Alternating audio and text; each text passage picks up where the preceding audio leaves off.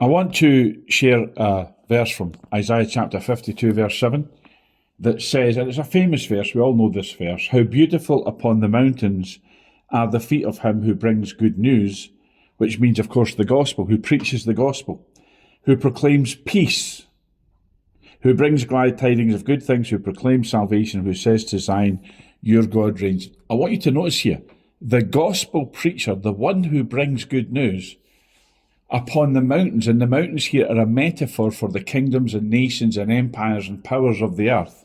So God elevates the gospel preacher above all of these powers in the earth for a purpose. He is a herald. He is an ambassador. He is one who proclaims. What does he proclaim? He proclaims peace.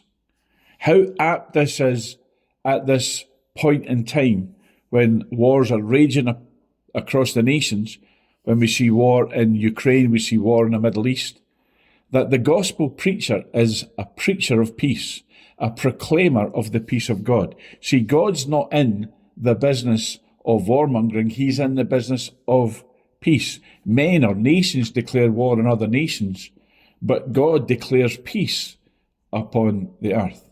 So if you're going to preach the gospel, then it must be the gospel of peace, not the gospel of warmongering. That's a counterfeit gospel, and we see that being proclaimed, sadly, in the earth today, as people are backing warmongers and in some way trying to baptize them with, this is God's will, it's God's will we wage war. No, the gospel preacher is one who proclaims peace, and God is proclaiming peace to men, peace on earth, goodwill to all men, and he's proclaiming peace across the nations. So if you're going to preach the gospel, folks, then it must be the gospel. There's only one gospel, and that is the gospel of peace. Don't be caught up with the counterfeit gospel.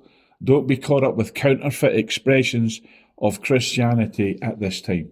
Remember this fundamental truth that we've just read from Isaiah chapter 52, verse 7, speaking about the gospel. The one who proclaims or preaches the gospel must proclaim peace. The Lord bless you.